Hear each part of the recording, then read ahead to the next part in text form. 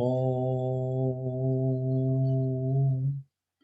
Sadashiva Samarambam Shankaracharya Madhyamam Asmadacharya Paryantam Vande Guru Paramparam. Om Om Shanti Shanti Shanti Om. Namaste. Welcome to our Q&A Satsang, Thursday Satsang. We have been covering a little bit of the big picture book of Paramarthananda, but at the same time we have been opening up for questions, Vedantic questions. So I got a question or a message from Elizabeth. Can we talk a little bit about your question, your message, Elizabeth, or it's you would prefer not? Yes, of course, yes. Can. Okay. Then we begin that way, and then we see where we want to go from there. So she wrote me after our last Panchadasi class. She said that overall, no, come on, go away. There is another thing.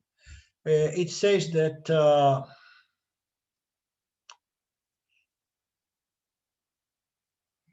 that she had some difficult understanding the teachings of last Monday, and she said that I understand I am always existent consciousness awareness as the ordinary being of all beings.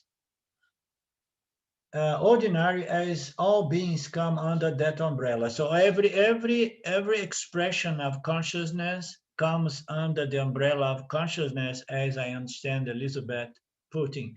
So it means to say that everything is just consciousness appearing has different names and forms. And then she carries on saying the difference is that we who are with Vedanta are no longer ignorant of who we are. So this is very nice. I liked it because everything is free, limitless, ordinary consciousness. And but very few people know, and of course the plants, the trees, and the animals, and the fishes, and the mineral world. So none of these other creatures or names and forms know that the fundamental essential nature of every name and form is consciousness. And Elizabeth says that the only difference between us and the people is that we are no longer ignorant of who we are. And that is a fact. When we come to Vedanta, Vedanta is at the very end of the Vedas because it discloses the most fundamental truths about the universe, the manifestation of the universe, that everything is free, limitless, ordinary consciousness. And before we hear that, we go through different kinds of spirituality and practice and any kind of spiritual effort to try to improve our experience of ourselves and of the environment around us. So we do all of that, and we know pretty much well that that all serves the purpose of development of certain qualifications or preparedness and so on. So, but when we come to Vedanta, and then we are hit by this final truth that you are limitless consciousness and you are already free. Your problem is that you did not know that, and now you know that, as Elizabeth puts it. So now the difference that we already know. And then she goes on to say that then Maya comes in because we need help to live in this apparent world. So we know because Maya brought about Ishwara, Jiva, and Jagata. So Maya Ishwara brings about this trinity of the creator, the creation, and the agent to experience and know the creation. Okay? And further on down the line to know its true fundamental nature as the nature of Ishvara and Jagat, the nature of everything. So Maya comes in and it produces the Ishvara, Jiva, and Jagat. And then Jiva finds himself living in this apparent world. As long as I know who I am, is it not enough? So that is the main question of Elizabeth. As long as I know who I am, I know that I am consciousness. When I came to Vedanta, I was told that I am limitless free consciousness, awareness. So as long as I already know it, is it not enough? So, and this is the point. We can pause here a little bit. So each one of us needs to answer this question. So because Vedanta has presented us with this ultimate truth. So was it enough to listen, to reflect, and be convinced that I am limitless awareness? Was that enough? So only ourselves, each one of ourselves can answer this question. You understand, Elizabeth? I cannot answer because for some people, Shravana is enough. For some people, they need Shravana and a lot of Manana. And for some other people, they need Shravana, a lot of Manana, and a lot of Nididhyasana. You probably heard the formula that our Sampradaya presents about the 5, 10, 15 years, that kind of thing, you know? Yes. Yeah. Huh? So that's, of course, I got a long way to go. well, for some, as I said, some people, when they are highly qualified, they just hear the truth and they realize it. They realize the truth. So if some of us, most of us, we need to do some more work of clearing our doubts by reflecting, meditating, contemplating, and meanwhile developing this calm yoga attitude and so on. So some of us may need a few months or weeks or days or years doing this contemplation and clearing all doubts.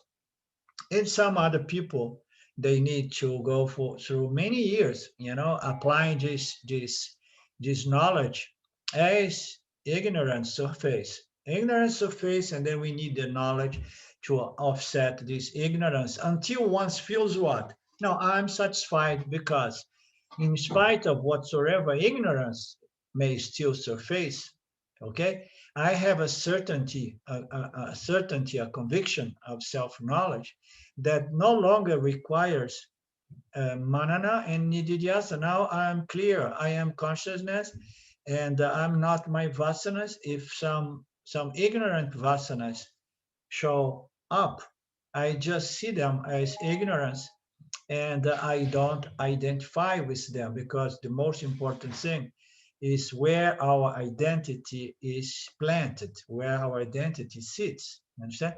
So you say, is it not enough to know I am awareness? Yes, it is enough if this knowledge is a firm and hard and firm, solid knowledge, which is a real full conviction of self-knowledge. You have no doubt that And I have that.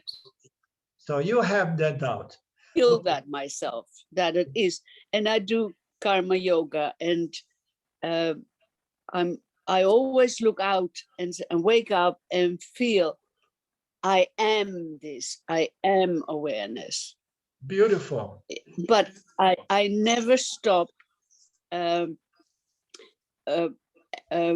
practicing, and spend a lot of time, and I really enjoy it. And I don't be distracted with a lot of TV, and I just make this my whole life. That's very nice, Elizabeth, and that says much about your desire, your mumukshutva, and your self-knowledge. Because once we have this knowledge, our love, they begin withdrawing from the world and going more and more to this beautiful awareness, consciousness shining in our intellect. So it's very natural that our love, you know, Yeah. goes into that direction, and we somehow we lose taste to a lot of things that the world offers. So, and then my question to you is Elizabeth, is, so now you know you have this certainty of self-knowledge. Is that enough for you?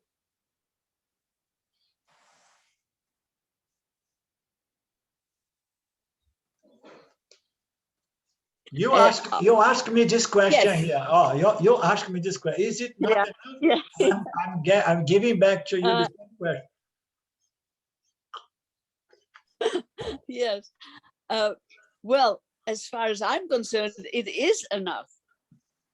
But I still feel I need the guidance and the teaching. Okay. Yeah, I feel. Oh, I don't know why I asked this kind of to be actually. I don't know. It should be enough, shouldn't it? Yeah, I mean, you need this teaching for what, Elizabeth? Mm-hmm. What for? What for you need this teaching? You said, but I still need the teaching. What for? Well, because I think I always look at Ramji's and Sundari's satsangs every morning. And it gives me the feeling, yes, oh, this.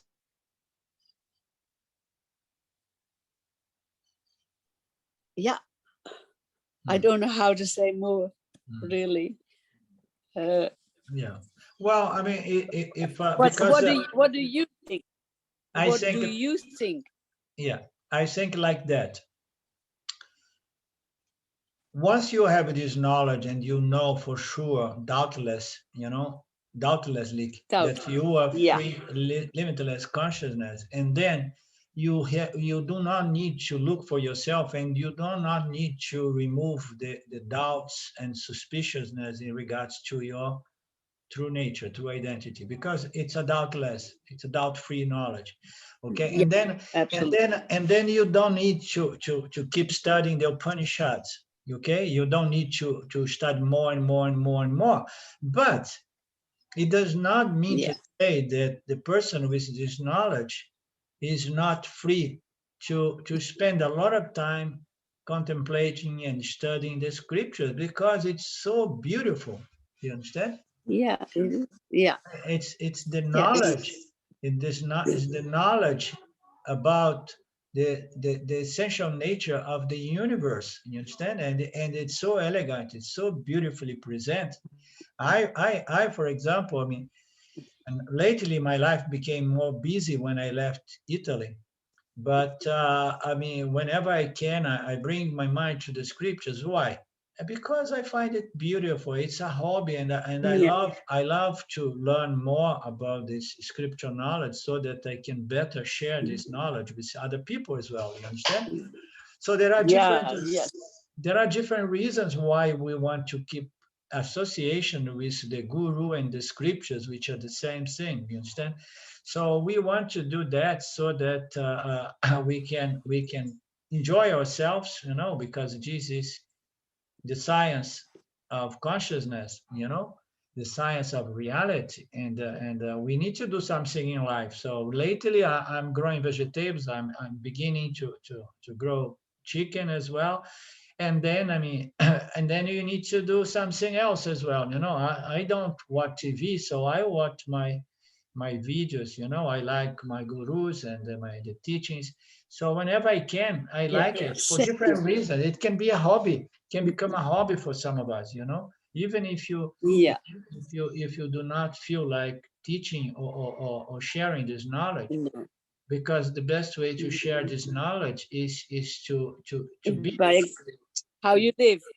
Yeah, to be the teaching, so to be a demonstration that the teaching works. So there are different reasons. So, but one one feels like, oh no, it is enough when my knowledge is firm. But your question, let me read the rest of your question, because it is very relevant. It's very relevant. You say like,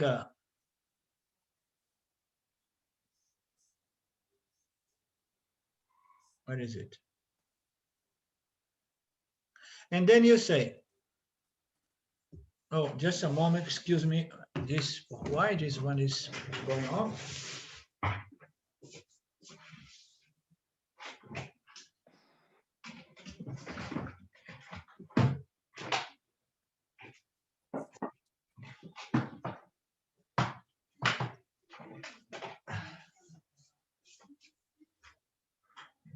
Ok.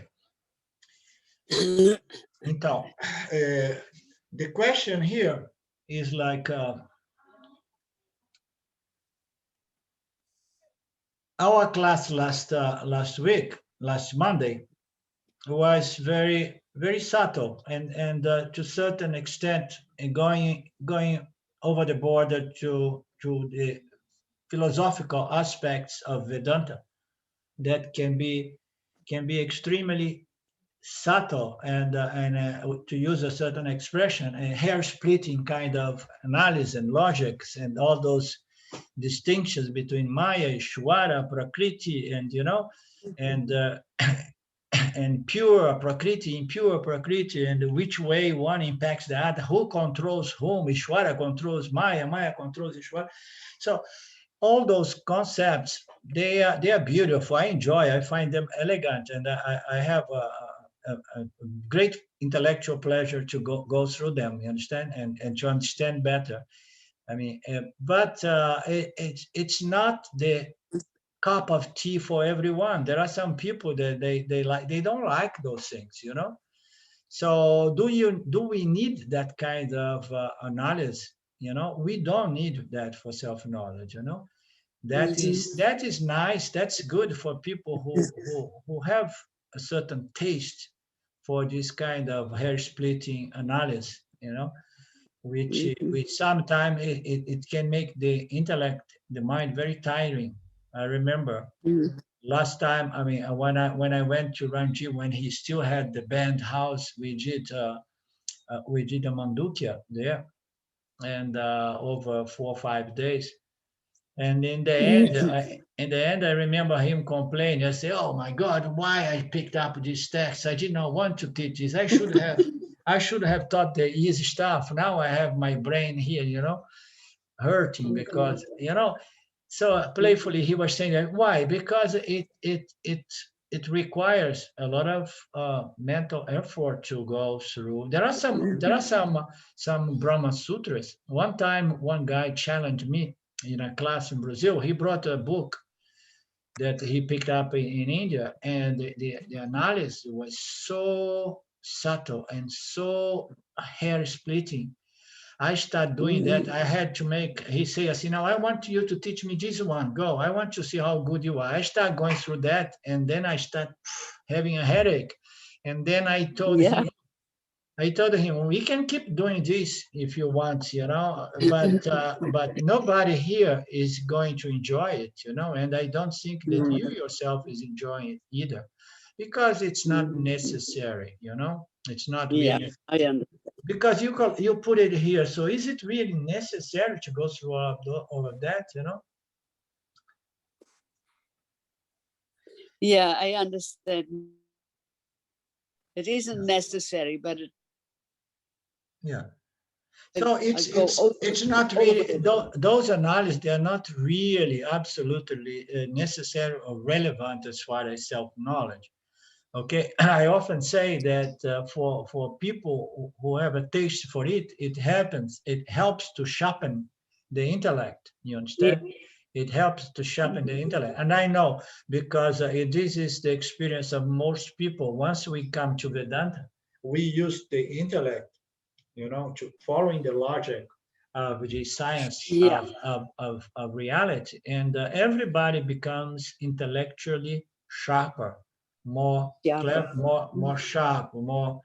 sattvic, you know. Everybody improves intellectual because Vedanta is going to stimulate us to use it, you know, in a very, very profitable way, because it's the only effort that produce liberty, I mean, true liberty or freedom, you know, I mean, Limited. yeah, moksha and so on. Self-knowledge is a means to moksha, not to feel free, because you have established your identity in awareness as Yeah, and to awareness. be, So and it is also a to be happy, to be, yeah, absolutely, yeah. I mean, yeah. we only want Otherwise, why you do it? we only do what Yeah. we do because we want to be an enjoyer. We don't want to be a sufferer. You understand? Exactly. I mean, That's everyone in the world, all this suffering everyone and in, this seeking, endless seeking, yeah, all gone now. It's just one thing, yeah. Everybody, concentrating on the one. yeah, yeah. Everybody does thing for the sake of happiness. You understand? And then once we mature, we understand that doing things is not going to solve that fundamental problem. And then Vedanta comes to us. But we are doing, the motivation is the same as in the very beginning. It is to remove this suffering, because everybody here, you know, wants to be an enjoyer rather than a sufferer. You understand? That's right. And Yeah. the ultimate understanding is that the only way to be an enjoyer here is to understand that there is no real joy in the world. The joy is my very Yeah. nature. You understand? Yeah. And that Wonderful. and that may scare some people, you know, to say, oh, you want to be an enjoyer, so you have to understand that first of all, the world is not, the joy is not in the world, it's in your very nature, you know, as limitless consciousness. So we came to the end of the line. Yeah. And you are right. We do what we do because we want to enjoy ourselves. And we can only enjoy life, to be an enjoyer, if we know where is the residence, where is the address of joy and security, which is in jnana, it's in the knowledge in respect to our true nature, you know? Yeah. Thank you So very much. I believe it is enough, and you don't need to burn out your intellect with these very, very subtle logics. You understand? You just enjoy Yeah, I yourself, understand. and let your joy touch the hearts of other people as well, because that's the best way to teach. Yes, Mm, that's right. yeah, That's right. Thank you very much. you're most Thank welcome, you. Elizabeth. Thank you.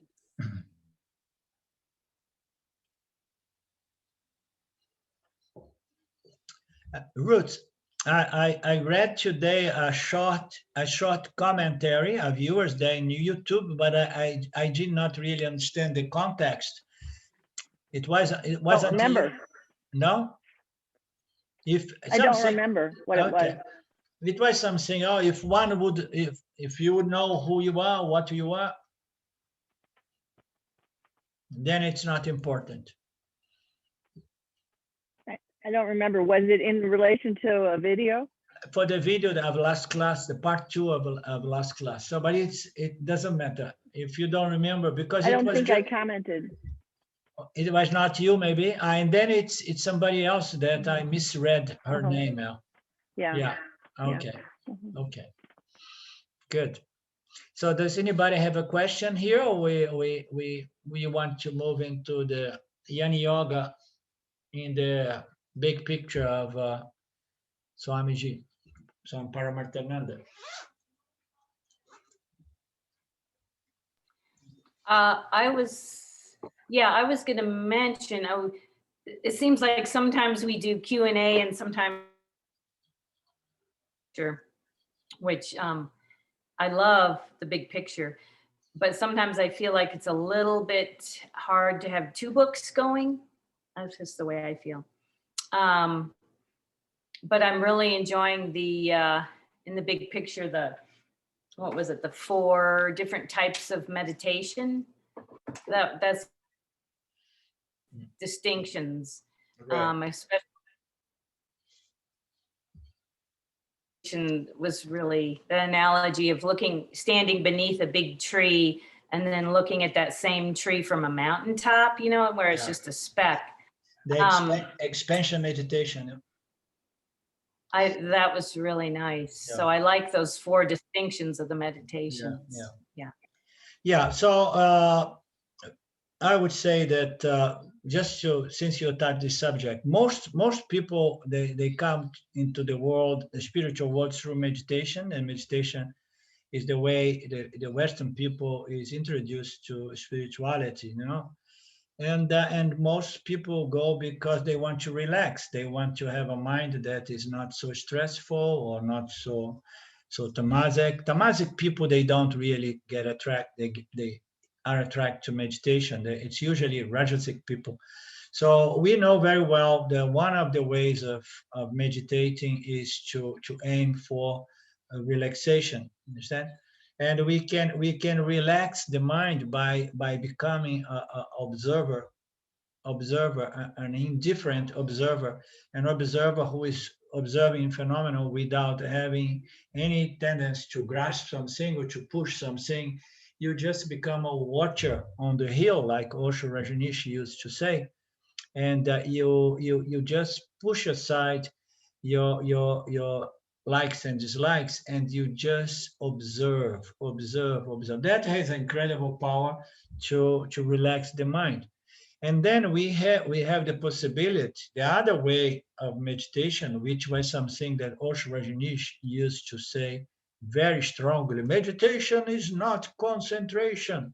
Okay, so he was totally for the notion of a meditation as an observation without grasping anything or pushing anything. He would just watch things indifferently, you know. So this notion is the notion that we see in the world nowadays as concepts such as present, to stay present, or what is the name of this meditation that became very famous? Mindfulness is a way to stay really present, you know, stay present, as if people there was any moment in the life of an individual that he was not present. So it's completely off target, these kinds of logics backing up this exercise. But of course, state presence means to say control your thoughts. Indirectly, what people are doing, they are suppressing their thoughts by keeping one thought with eu estou aqui, I am here, estou present, I am present, I'm present. So it's just a question of being concentrate on one single thought, which is I am here and I'm now here. You understand? So we have this basically is relaxation that can be done by focusing, concentrating on one object of meditation, or you can do it the relaxation by just observing phenomena without any attachment to whatsoever is coming. So these are basically 2 ways we do meditation. So relaxation meditation. So it's like from here, the ability to cultivate a tranquil, relaxed mind is essential. So usually, in order to do a meditation, we need to have a relaxed mind. Okay. And in my old days, I was unable to meditate, even this basic meditation of being watchful, okay, because the mind was too much stressed out. So I used to have to do some sort of bioenergetic works, because Osho Rajneesh mix up bioenergetic so that we could have a glimpse of a tranquil, relaxed mind. So a lot of people in the West, they cannot really meditate, because you need to have a meditated mind to meditate to begin with. You need to have a relaxed mind, a contemplative mind, a peaceful mind, a tranquil mind. So it takes what it takes. But once the mind is relaxed, you know, and then it should stay away from those environments which are extremely rajasic, because mental relaxation, mental tranquility is basic, is fundamental for us. And whether we want to go the path of controlling my mind by the means of meditation or observation, or I want to go the path of purify my mind by studying the scriptures. You understand? So this tranquil mind is very, very important. And then we have the ability to stay concentrated. We can, there are so many different aspects of pranayama, you know, you're going to concentrate on the pranas, on the vital air. It's a very, very beautiful concentration, because the prana becomes the object of meditation. And the prana is a very beautiful symbol of the self, because it enlivens the physical body. The prana is there to give life to the physical body. And then you just start, you know, putting your attention to this vital air on different ways, and people start to understand the connection between the way, the pattern of my breathing pattern and my mind. So all of this is observable through this concentration on the prana, you understand? But there are people who prefer to concentrate on certain images of God, images of Ishvara, Krishna, Vishnu, whatsoever deity, you know. Or some people, they like to concentrate on mantras, repeating mantras. This is all, you know, concentration meditation.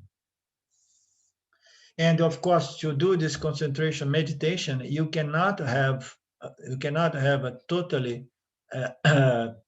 under out of control mind, a mind that is just experiencing a tsunami of different thoughts, one after the other. So we all know that have had that experience. So a mind in that condition cannot meditate, cannot study, cannot concentrate, because it is overwhelmed with thoughts, and every thought is followed or is accompanied by emotions as well. That's going to make it impossible to experience concentration or relaxation and peace and so on. So the expansion is the mind has to be so calm and with one pointedness, and at the same time it's one pointedness that requires flexibility, expansion. The mind has to expand. Why? Because when we begin moving into the deeper waters of spirituality, we come to Vedanta, and then if the mind is not flexible to accommodate this subtler or more pure truths, you know, the mind is going to not give room to any of those things. You have a person who does not have this flexible mind, open mind, and you tell them that there is no happiness in the world of objects, and you are the only source of joy, security, and happiness, and the nature of reality is non-duality. It means that everything is you. So you say that to someone who is not prepared to hear that, and the person will say, oh no, give him a break. I mean, what did you smoke today? What kind of tea you were taking, Karen? You understand?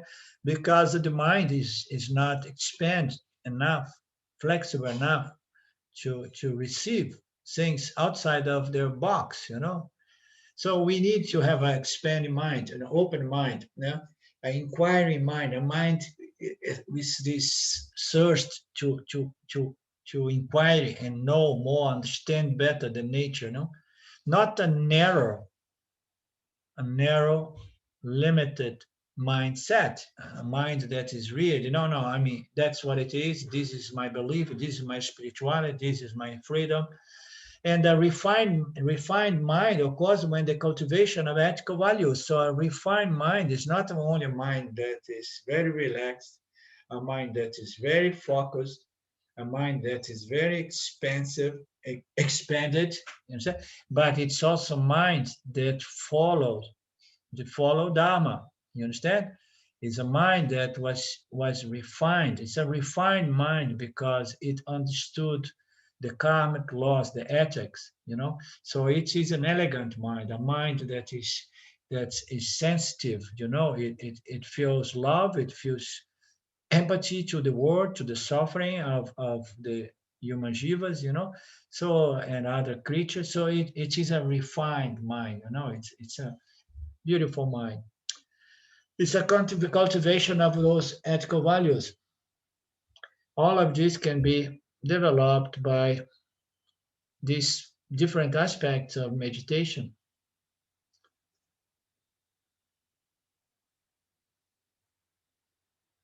Everybody likes the relaxation effects of these meditations. You know, you go through visualization, all those very, very entry level kinds of things we did. I mean, when I got to Osho Rajneesh, I would like those guided meditation. Oh, imagine you are here, there is a waterfall, there is the ocean. So these are kindergarten stuff, but usually it's where we begin. I mean, for many of us from the West, things that begin relaxing the mind, and then we go into concentration. Mantras have been used forever. You know, the pranas is a very good one. The most subtle way to concentrate the mind, which I consider to be one of the most powerful sadhanas or meditations, was the one proposed by Nisargadatta Maharaj, which is concentrate on the thought, feeling, I am, I exist. Arlindo, Yep. but it's due to the fact that you say that at the beginning it's good to do some mindfulness or vipassana meditation. It is totally wrong to say that because you know Vedanta is karma yoga, upasana yoga, and then jnana yoga. But it's completely wrong. Also, at the beginning, could be useful also to do some vipassana or mindfulness for the beginners that have this need for relaxation. It is completely wrong to say that it's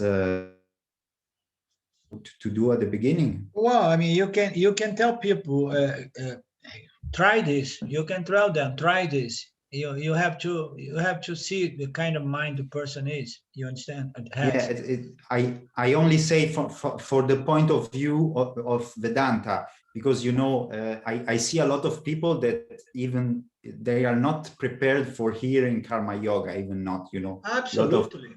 Totally. Italian people, they are so explosive, so stressed, and I essentially always teach vipassana or mindfulness for the moment, because, and I also now little by little I integrate some notions of Vedanta, and I to teach Vedanta because it completely in me. So I limit my, I only teach this mindfulness and vipassana. But I say, in the point of view of Vedanta, it's completely wrong to say that it has, it is useful at the beginning. Well, I mean, it depends on you, the person who has this impulse to share some sort of spiritual work. You understand, knowledge or practice. You have to see where you stand. For example, I mean, I was invited to share this knowledge. You know, Ramji years back invited me to write satsangs, and then one thing was leading to another. And very soon I became aware that in my very nature, my very style, I like to go to the more profound teachings. You understand? Mm-hmm. So it means to say that I don't help many people. A lot of people come. Just let me give you an example. Here in Brazil, there is one guy who is a Vedanta teacher, and what he teaches is the kindergarten of Vedanta, the ABC. You know, a little bit of meditation, repetitions of mantras, and then some kirtans, and then a lot of psychology, and then a little touch here and there on the Gita and some, but very superficial. So as a result, he has thousands of students, people who want to do things to feel better. Somehow I was never attracted to do that kind of work. I mean, Ishwara used me up to deliver more like the final understanding. You understand?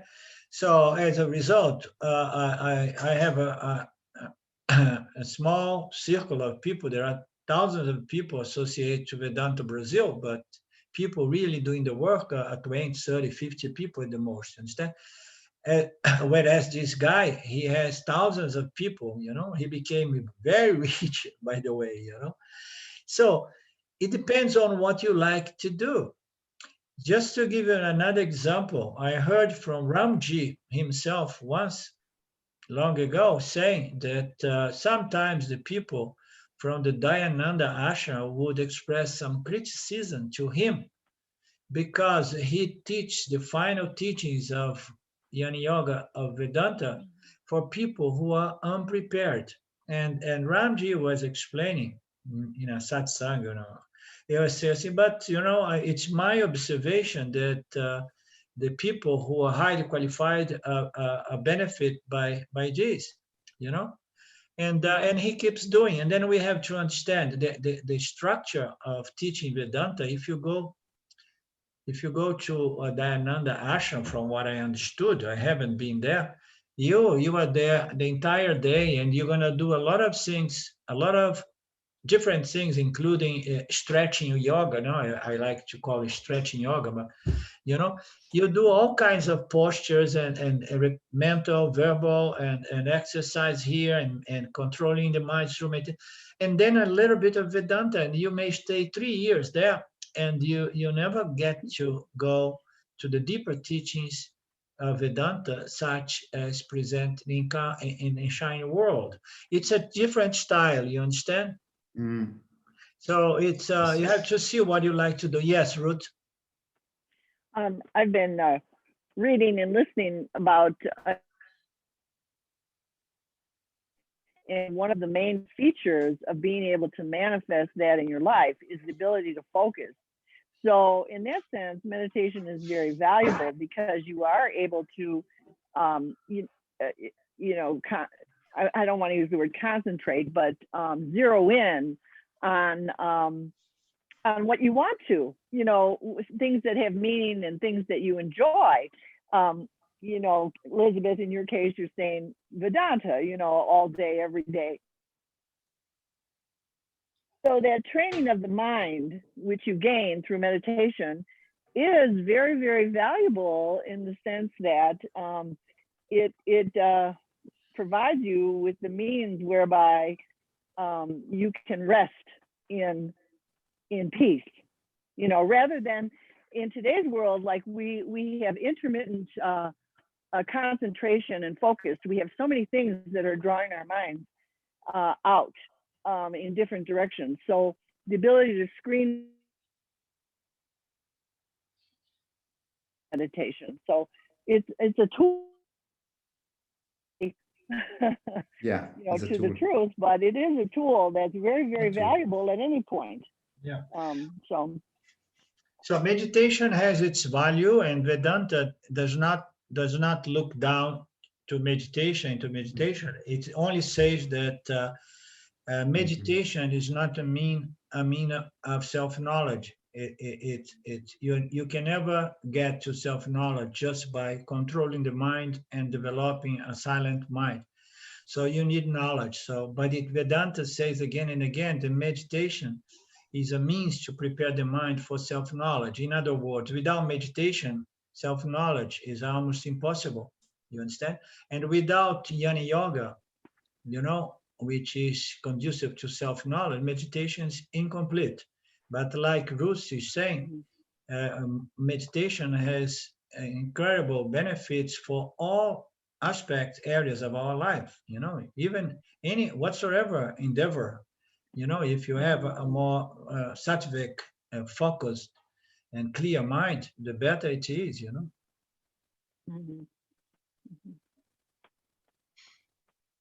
Well, So- I think a lot of us say, well, why can't I experience the joy? Well, if you don't have, if you're like running after this and running after that, it's like you're too scattered, so. Totally. Yeah. We need to relax. And the relaxation is an intermediary station that that takes us to our final destination, which is self-knowledge. So I know people who have been doing meditation from the time of Osho Rajneesh, from the 70s and 80s. And I have one person not far from here who is a friend. I met this person here, and it's like the signature of Osho. It's all about this person here. It's about meditation, and then it's about a lot of therapies to clear the mind, and then meditation. And I never said anything, but they approach it as if the final destination is to have a relaxed mind. And so to us, it is not. It's an intermediary goal from where we can bring this relaxed, clear, focused mind and start studying, contemplating, and meditating. The Vedanta meditation is nididhyasana, and meditating, contemplating on this knowledge that established that the individual is free, limitless consciousness, which is of the nature of peace, love, limitlessness, and so on. So if we want peace and love and relaxation, so try to understand what you are, and then you're going to experience more and more and more true peace, contentment, satisfaction, which does not depend on doing, but it's entirely depend on the understanding of one's true nature. That's why we say this pasavijnana, knowledge, is that which is always good. Once you know, you know. You don't need to do anything again and again to experience your inner peace and satisfaction. That's the difference of going to the intermediary stage, which is preparedness, development of scientific mind, and then from there you want to find a result which does not depend on further doing. You understand?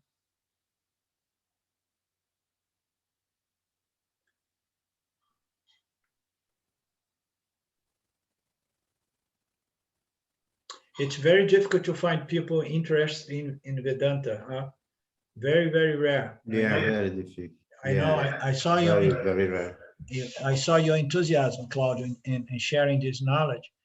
But I tell you, I'm here in this area here in the center of Brazil. It's said to be the most spiritual area of this continent. The people from all over the world came here.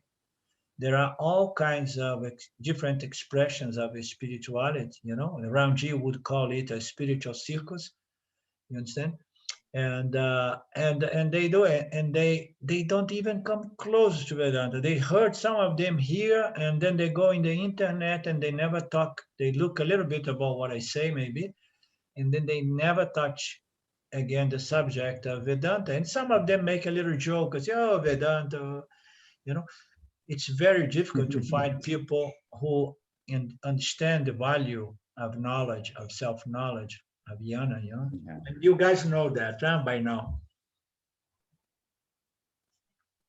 That is the frustration of our friend David, because he wants to have a larger sangha of friends around him who have the same love for Vedanta, for this spiritual passless path, And there's something about it being related to Hinduism and the misconceptions about Hinduism that go back. I mean, I think a lot of people have misconceptions, and they think of it like polytheism and all the worship of the various gods, so there's a lot of misinformation out in the general population. Yeah, totally. Yeah. Anything else?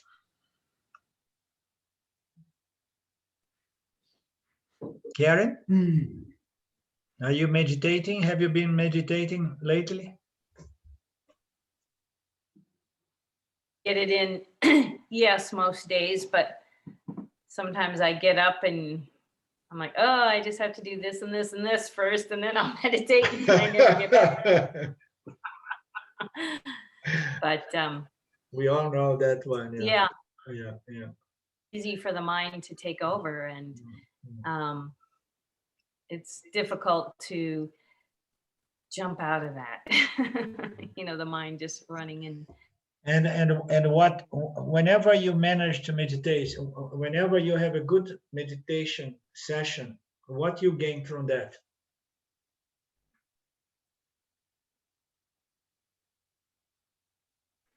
You're breaking up a little bit, so I missed your last words there. Okay. Whenever you have a good meditation sitting, you went, oh, meditation today was really nice. So whenever you It have breaks a good, again. it breaks again? How strange. Yeah. Was it breaking before?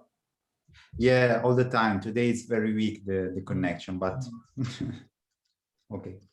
I was saying that whenever you have a good meditation day, you sit for 1 hour, 2 hours, you have a good one. What do you really gain from that?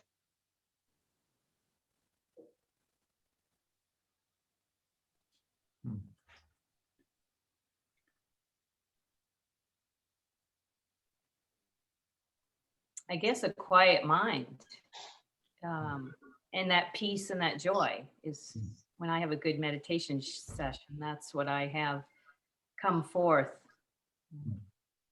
Yeah.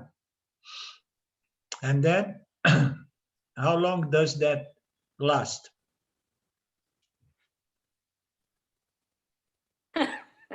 Sometimes not long. It's so different day to day. I mean, there's just, but some days I just wake up with anxiety in my mind racing, and it's too much to even try to meditate some days. But then other days, like today, I just woke up with this peace. So I don't know. Sometimes it's that way. You wake up a certain way. Yeah, so I'm asking this because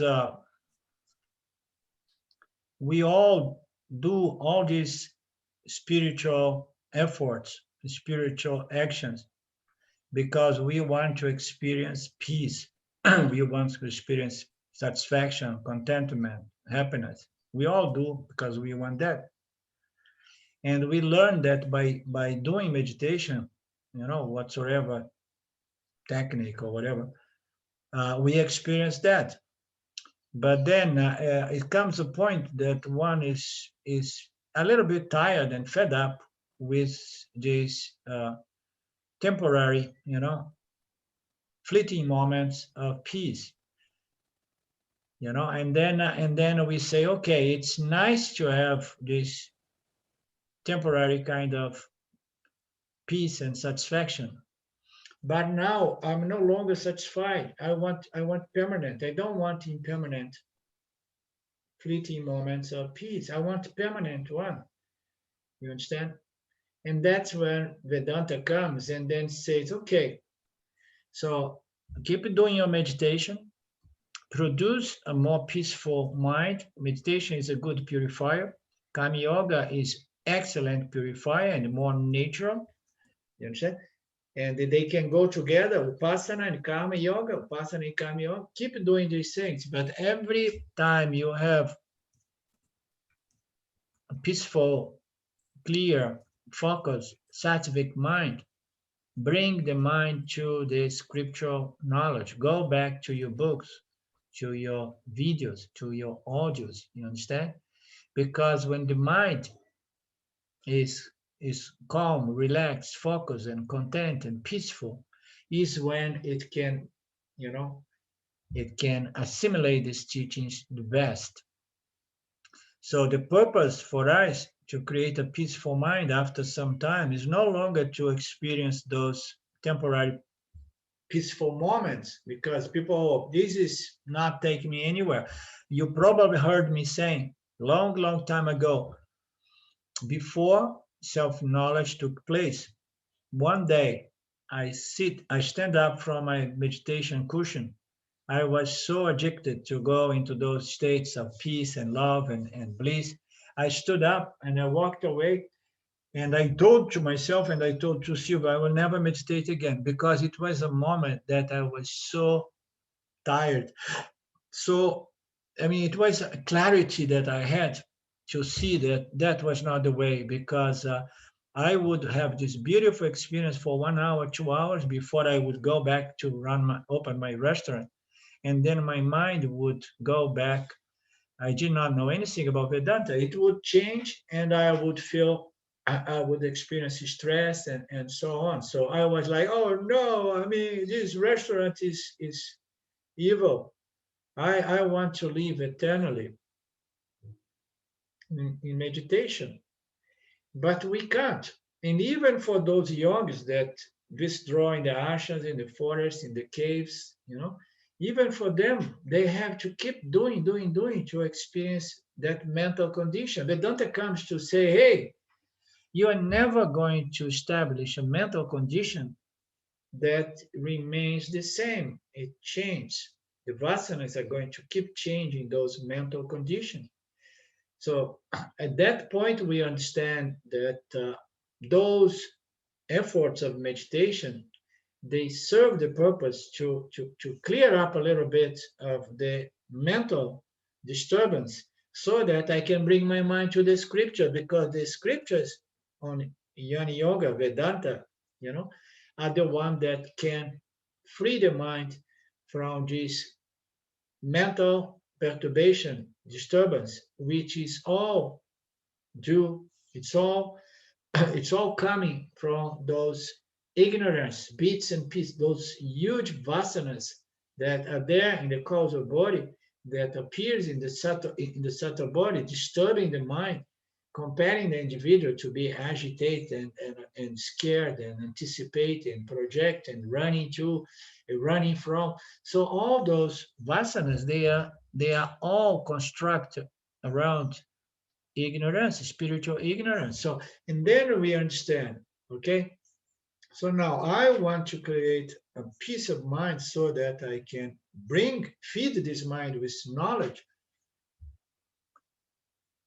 because I want to find a solution that is a lasting solution, a permanent solution. And this permanent last solution is only possible when we remove or cancel all those ignorance that are sitting in the causal body, producing mental disturbance on a moment-to-moment daily basis. You understand? It's going to disturb us because it's going to tell us again and again how to respond to the stimulus coming from the field, or it's going to be just a thought from the causal mind, a causal body trying to tell you, oh, a horrible thing is coming, even if there is nothing, there is no adversity coming, but some preoccupation, some vasanas of fear or desire. So all of that is all, it's all about these ignorance-based vasanas that need to be dismantled, need to be destroyed, need to be neutralized, canceled, dissolved, howsoever we want to see it. So knowledge is the way to produce a mind that is, it's more, let's say, more permanently undisturbed, okay? And it not only that, this knowledge is going to tell the individual that this freedom is not this state of mind, because freedom is not a mental state. Freedom is pure, doubtless knowledge. I am limitless consciousness, regardless of the state of my mind. You understand? So the yoni, unless he or she has a huge vasana for yoga, for meditation, I mean, very often they don't meditate anymore, because meditation was there when he wants to clear the mind, pacify the mind, in a way that it can feed the mind with self-knowledge. And once he knows his true nature as consciousness, and then he sees no reason to meditate unless it became a huge uncontrolled vasana. You understand? So some yogis, they have such a huge Samadhi Yoga Vasana, that even if they know who they are, they still do that. So, but the point I'm trying to make here is that self-knowledge, which is possible only by educating our minds about the true nature of reality, the true nature of the I, the self that we are, is the only way for us to neutralize or remove or cancel all those wrong notions that are a source of mental disturbance. So I lost Karen.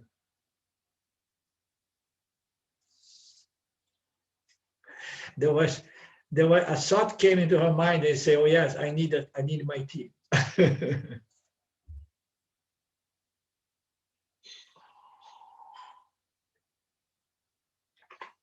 This reminds me, I spent some time in an ashram in Maharashtra a few years ago, and I was there, and the guru there was a meditation guru, and the daily practice was about 8 hours of meditation every day, listening to arti, meditation, listening to more arti, more meditation. And one day I was talking to one of his long-term disciples who'd been with him for many, many years. And I said to her, I said, "How long does I have to keep meditating for?" And she said, 70, 80 years, maybe next lifetime and the following lifetime. I suddenly realized at that point that meditation wasn't the answer for me. And about a week later, I left the ashram. And it was after that that I really came in contact with Vedanta and started on the Vedanta path. But like, process forever, really. Yeah. Mostly without the final result. And it's a forever, it's endless process, because the mind can never be completely controlled. Even if it is controlled, it's going to produce a certain mental condition called samadhi that is not equal to meditation. It's not equal to self-knowledge. Self-knowledge is made out of knowledge, pure knowledge, understand? Not about a state of emptiness or peace and so on. Silence.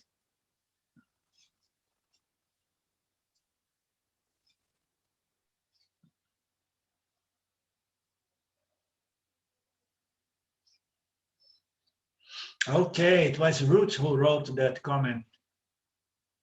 Yeah. Glad you remembered. Yeah.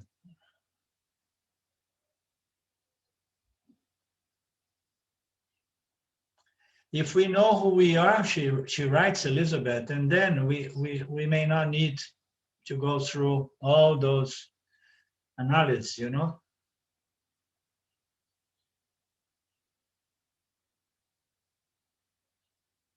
Anyhow, is your tea good, Karen?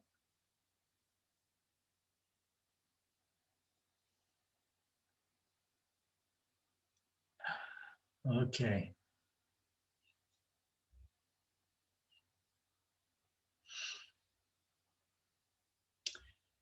Okay, my friends. If any of you have anything else to say, if you don't,